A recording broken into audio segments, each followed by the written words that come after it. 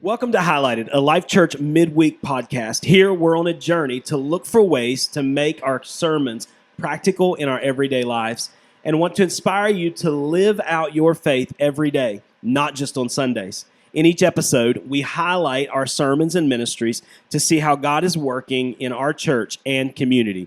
Now, you may have noticed sitting beside me is not Paul, and also that opening voice was not Paul, because currently Paul has no voice. And so I get to read his little part because he hasn't memorized because he's amazing and awesome, and I don't. So, Paul, we appreciate you. We're glad that you are part of the podcast. But today I get to be here with the beautiful, the wonderful, the amazing, the awesome Casey. Hi. You got to talk in your mic. They can't hear you. Hi. Hey, so listen, I'm glad to have you on the podcast today. I'm excited to have you. It's your first time at Highlighted. We've done this a while. We've done this for a while now, but it's your first time being a part of it. And so excited to hear your take on Sunday's sermon and how you can make those things practical, how you're making those things practical in your life. So let's just jump right into it. We're in our missions collective. We have our four pillars, right? So we have encouragement, we have understanding, we have giving, which we've talked about encouragement and giving so far. Understanding is this week. And then this past week, we talked about prayer, right? So let's jump into it. Tell me what you thought about Sunday's sermon, and not necessarily about if it was good or bad, but just what stuck out to you, what jumped out to you, and what you think is was pertinent for you in the week that you're in right now. I think the most pertinent thing that has jumped out to me is that we're a home. Yeah, we're not a house. We're a home. We say that we're life family all the time, and in that, families live in a home. They don't live in a house. We're a home for people to come and feel welcome to. And in prayer is how we make that home be what God wants us to be, whether it's a home for calling or salvation or any of those. That home word is just where it really clicks for me. Yeah. So the way it sort of kind of resonates with me is that contractors build houses, right? Like contractors come in, they build a house, and then they move on to the next house. But it's a family that builds a home. It's that unit that lives together, that's in those moments together. And by the way, so when you hear us say families come in all shapes and sizes. They come in very different ways. Right. So when we say welcome home at Life Church, we're talking about somewhere where you are family, somewhere where you are. And this is what I believe, and I've said this a number of times, and man, it really is beginning to resonate even more with me. If we will make ourselves, if we will take the action of what it means to be a house of prayer, if we will build a house of prayer, this is where we get to be contractors. We are building a house of prayer. And if we'll do this, then he will make us this home for these things. And you think about these things, salvation, my goodness.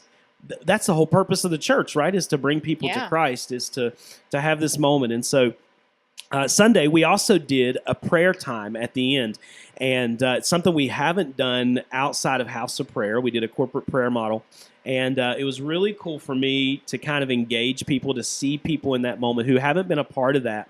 And a lot of people, they think of prayer as this thing where I just have to sit and kind of quietly and maybe murmur some things or maybe just think some things. But I think there's a place that if we're going to build a house of prayer, right, a construction site's loud. Yeah.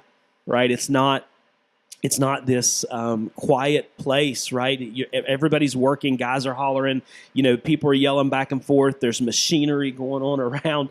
And so Sunday we had that moment where it was kind of loud and these things. And I'm not saying prayer always has to be loud, but also we have these moments where we understand that this has to be something that we're modeling and showing, and it's becoming a part of who we are, not just something that we do on occasion in House of Prayer, but even on Sunday mornings. And so I think the key here and the kind of the big thing as we highlight is that we are building something, and it requires some things of us. Yeah. Like it requires us to step into these new things, right? We talked about this on Sunday, where if we want to build a house of prayer, we've got to humble ourselves. It's hard. I don't know about for you. I mean, I know a little bit because you and I share a life together, but it's hard to humble myself and think that I can't do something or that I can't make something happen, that I've got to turn to God. Well, I think as fleshly beings, that is probably one of the hardest things for us to do, is to rely on what God has for us and what God can do for us. It's one of those prideful things that, we want to be able to do it on our own and not have to rely on somebody else. Somebody tells me to go do something, I don't say, okay, God, do it, help me do it. It's, I'm going to go do it. And I'm a fixer, and I know you are too. So that's one of the things that I definitely struggle with, is humbling myself and saying, all right, God, I know I can't do this. I can't pull somebody in here and get them saved. I can't beat them with a Bible and assume they're going to become saved. Like, I have to rely on you. I have to plant the seed and then just leave it alone. Yeah. And let him do the work and let him water it and let him spring that up. It's not something that I can do on my own. Yeah, that's good. All throughout the week, and you know this because I've shared it with you a couple times, but I've gotten a few text messages from Sunday. Most of the time, I don't.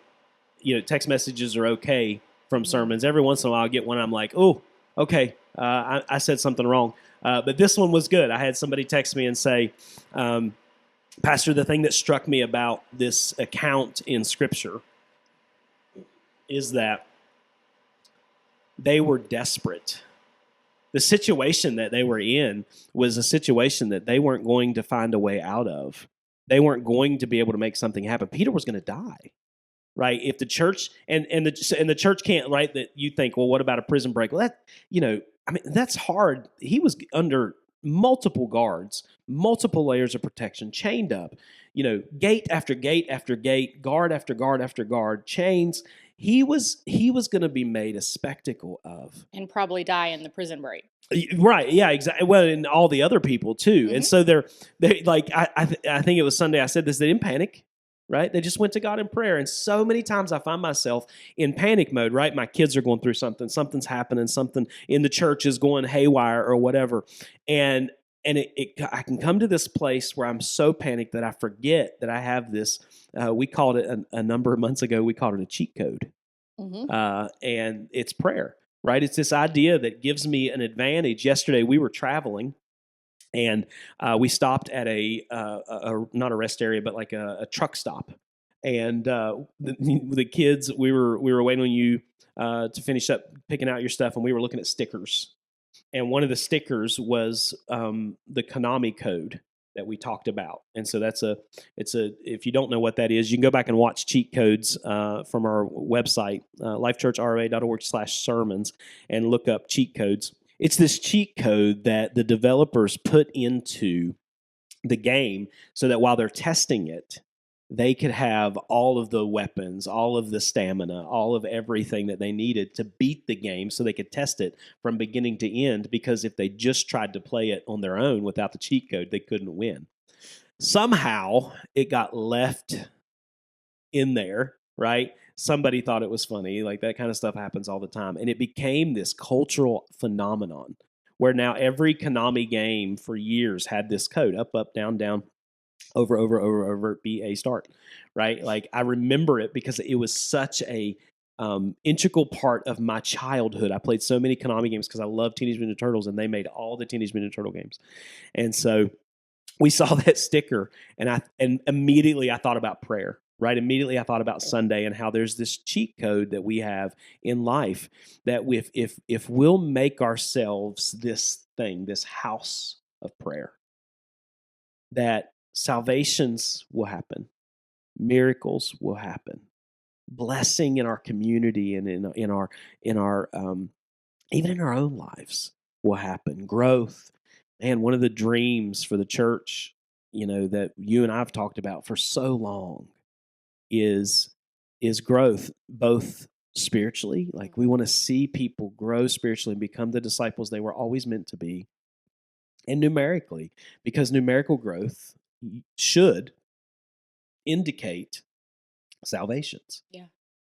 And so, but then also these miracles, it was a miracle that Peter walked out of that prison. It was insane. He shouldn't have walked out. And yet we read that and we don't always draw hope from that, right? We read that in Scripture, and it should inspire us to be like, okay, whatever situation I'm going through, I pray. Right? That's what I should do. That's what should be happening. And so, we've been in conjunction with the Missions Collective, like our missionaries go through some crazy stuff, right? And we got to humble ourselves and realize that we can't help them, across the world, around the world, but Jesus can. I mean, we may not be able to be there when something's going on right away, but Jesus can be there.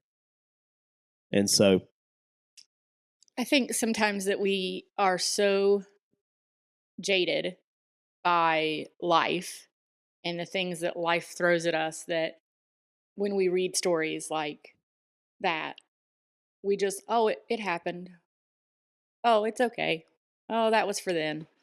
Or, we take it as, you said it was a miracle, and it absolutely was, but we're so jaded that it doesn't spark inspiration or hope in us. It's just, that just happens then. It doesn't happen anymore.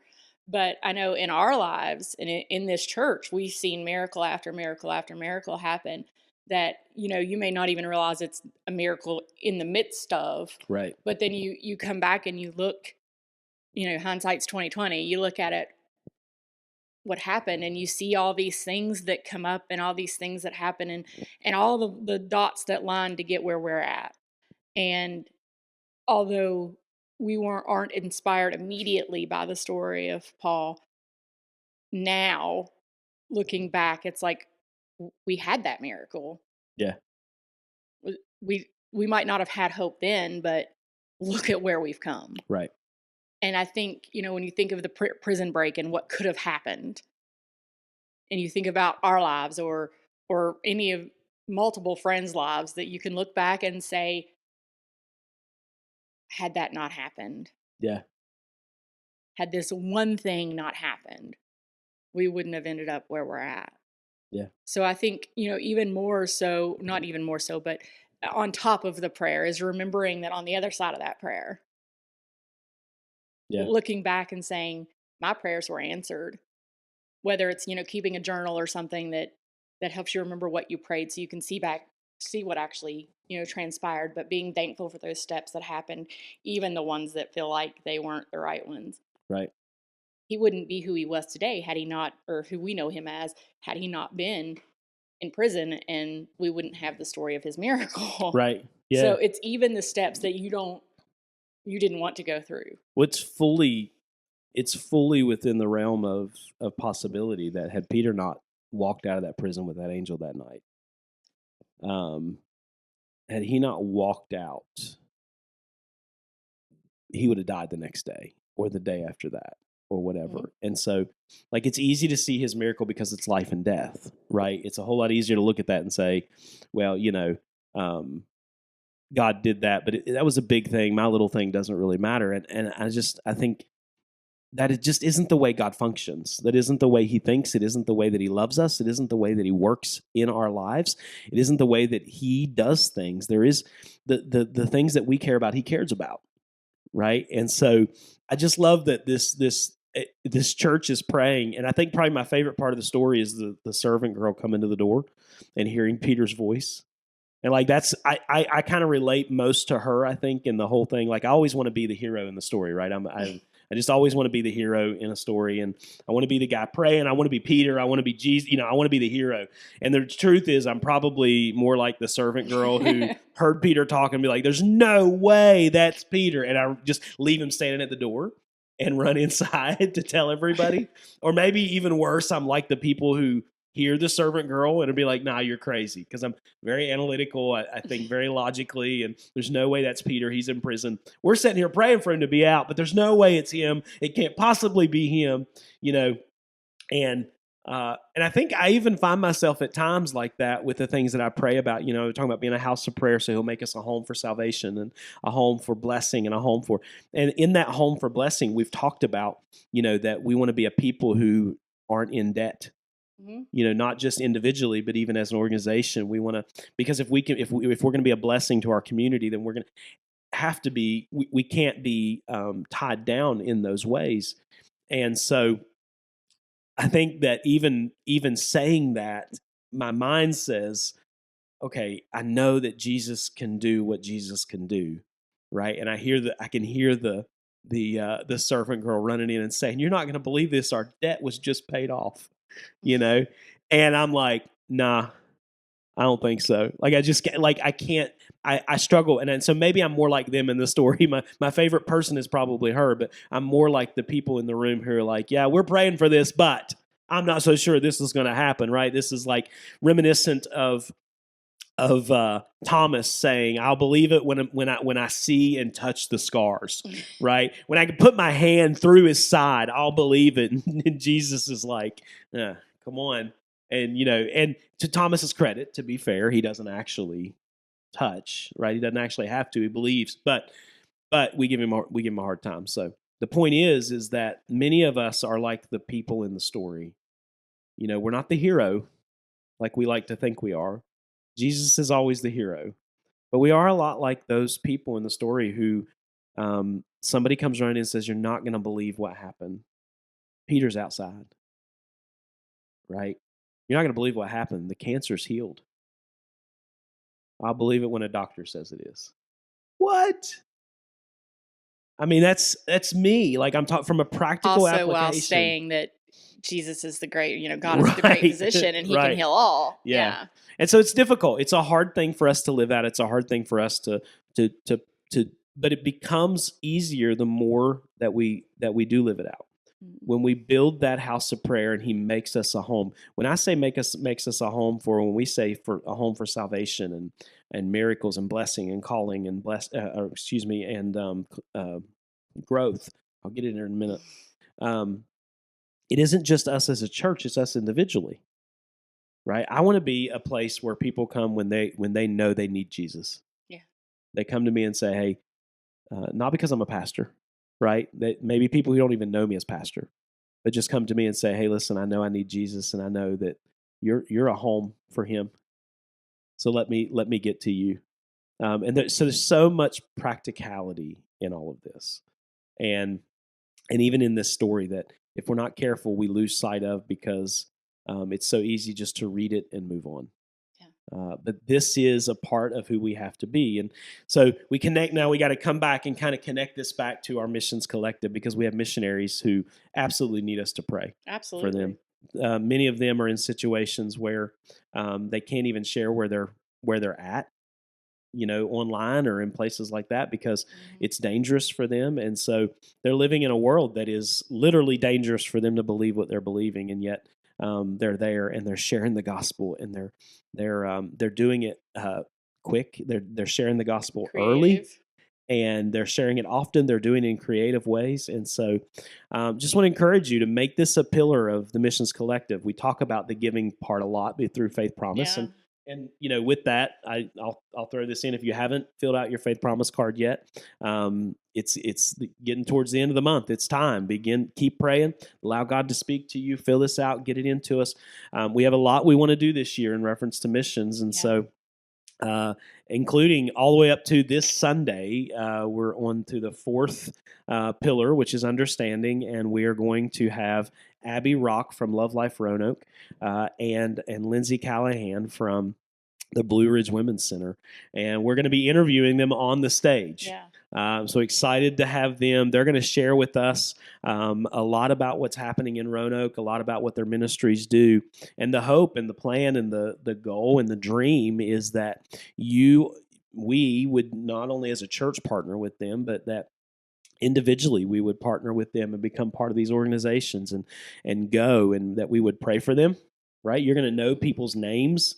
A couple people's names for these ministries by the end of this. We're going to know what they do by the end of this. So we want to be a house of prayer and allow God to make us a home for these things we've been talking about. That includes praying for our local missions. And this is a home mission. Like these missionaries backyard. This is in our neighborhood, right down the road, and they're such important ministries that I'm really excited to hear a lot more about them and just be able to get that one-on-one with them and get to know them and get to know their hearts and why they do what they do.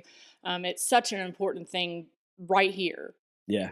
That's something easily that we can go and do Yeah. right here. Yeah, and both of them have opportunities, and they're going to share that with what you can do.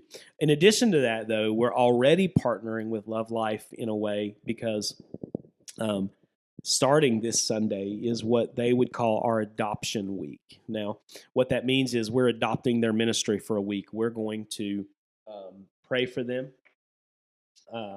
We're going to not only pray for them, but we're having a special house of prayer, or on Wednesday, we're going to fast and pray. And so, listen, if you were here Sunday, you already know this. I'm challenging you to step into this house of prayer. Make time to be here for house of prayer. We're building something, and it requires that we're here and that we do this. And so the house of prayer is going to be focused on Love Life Roanoke for that day. And so we'll have a lot more information by then because the interviews will be done on Sunday. Then Wednesday, we're going to come together. We're going to do house of prayer. And then following that on Saturday, we will be doing our prayer walk for Love Life Roanoke. So you'll be getting a lot more information about that on Sunday. And we're super excited about that because it's a great way for us to connect with them. We'll be going from 9 to 11 and doing a prayer walk. We'll be partnering with other churches in our community that are also have their adoption week this week. And so super excited about all that God is doing. I want to thank you so much for joining us on the podcast. We love you. We're so excited to have you a part of the Life family, and we can't wait to see you soon.